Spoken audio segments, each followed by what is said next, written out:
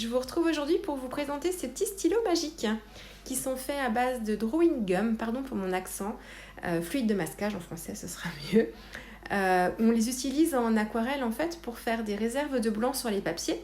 Ça se présente en fait en pot d'habitude, on les utilise avec des pinceaux ou des porte-plumes. Bon, là c'est la version crayon qui peut être aussi très pratique.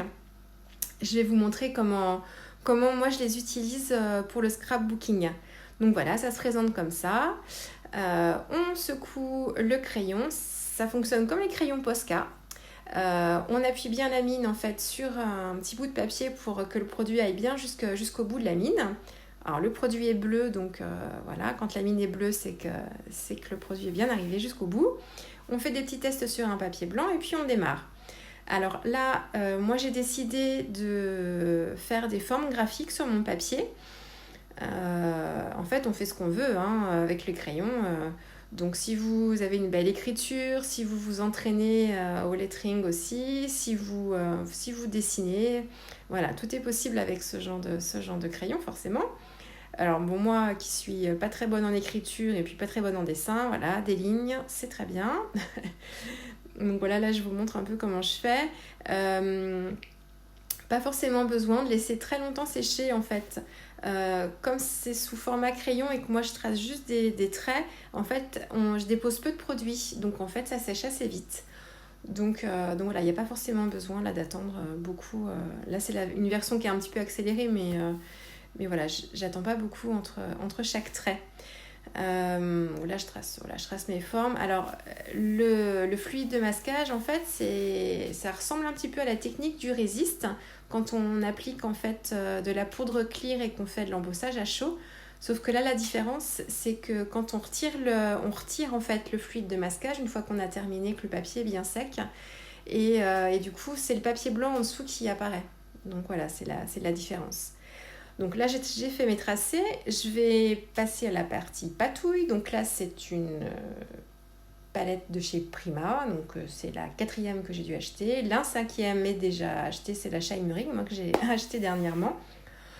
Du coup, j'ai les 5. Bon, il y en a 3 autres qui sortent. Du coup, voilà, je suis fichue. Je pense que je résiste pour l'instant, mais je ne vais pas résister très longtemps à les acheter, les nouvelles. Bon, là, je fais mes mélanges. Je prépare mes mélanges, donc je vais faire un camailleux de vert, ma couleur préférée. Donc du coup, je mélange un peu de vert avec du bleu indigo, je mélange les verts ensemble, un peu de jaune pour créer des nuances différentes. Et puis ensuite, je vais appliquer la couleur directement sur mon papier. Donc je passe par-dessus le fluide de masquage. Et voilà, donc je prends beaucoup d'eau pour bien imbiber le papier. Et puis ensuite, voilà, j'essaye de créer des nuances. Avec l'aquarelle, faut pas avoir peur. On a l'impression quelquefois de faire des choses un petit peu bizarres, pas forcément très jolies, mais l'aquarelle en fait elle travaille avec l'eau. Donc une fois que le coup de pinceau est donné, elle continue de travailler et ça donne on peut pas se tromper. C'est franchement toujours assez diffus. En plus là quand on est dans des couleurs dans les mêmes teintes, il n'y a pas de souci.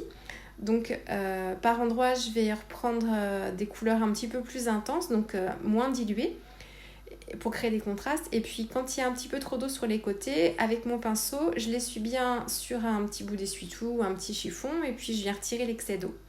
Là j'accélère le séchage avec mon heat gun toujours, et puis comme j'ai utilisé du masking tape en fait pour me faire une petite réserve de blanc pour créer mon cadre, ça me permet aussi de bien caler mon papier et éviter qu'il gondole un peu trop. Alors, une fois que c'est bien sec, on peut retirer le fluide de masquage avec le doigt, ça fonctionne très très bien. Par contre, ce qui est plus rapide, c'est d'utiliser en fait une gomme à colle. Là, c'est ce que vous voyez, là, c'est ce que j'utilise. Vous retrouvez ça en boutique en fait, sur le site de la Fée du Scrap. Ce sont des petites gommes qui sont utilisées en fait, une gomme à colle pour retirer en fait les petites traces de colle quand on colle nos petites décos sur nos pages.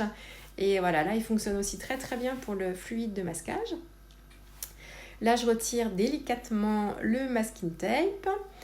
Et puis voilà, je vérifie qu'il ne reste pas trop de traces de fluide de masquage. Et puis voilà, je passe un dernier petit coup de gomme pour que ce soit bien net un peu partout.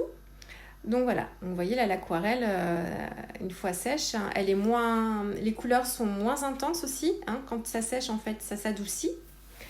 Donc il ne faut pas hésiter à mettre de la couleur justement. Là, je continue l'embellissement de ma carte avec une petite déco bois de la fée et j'utilise les nouvelles peintures de chez Easink. Là, c'est la version pailletée. Alors, je l'utilise avec le doigt sur cette déco parce que c'est une toute petite surface. Du coup, voilà, les doigts, ça suffit. Et puis, elle est assez épaisse. Vous retrouvez d'ailleurs sur la chaîne YouTube de la Fée du Scrap une petite vidéo rapide de l'utilisation de ces peintures. Là, je vous ai montré l'utilisation de la version cuivrée qui est beaucoup plus fluide en fait que cette version là pailletée. Donc là, si vous voulez jeter un œil. Donc voilà pour la petite déco. Bon, comme elle est assez épaisse, du coup, je vois plus mes petits trous sur ma déco, donc je l'ai refait avec mon petit outil. Voilà. Et là, j'utilise la Stamp Platform de chez Tmoltz. Qui vous permet en fait de tamponner exactement au même endroit. Donc moi qui suis pas du tout douée avec mes tamponnages, ça me sauve la vie souvent. Donc voilà, alors excusez l'état de la mienne, mon fils l'utilise pour faire ses petits tamponnages aussi, parce que comme ça au moins ça l'énerve un peu moins. Comme il est sûr de retamponner au même endroit, voilà, c'est toujours bien net. Donc voilà, elle est un peu sale, mais bon, elle fonctionne très très bien. Il faut juste que je la nettoie. Donc voilà. Vous avez des petits aimants pour caler le papier, c'est très pratique. Donc il ne me reste plus maintenant qu'à coller ma petite déco avec de la colle forte.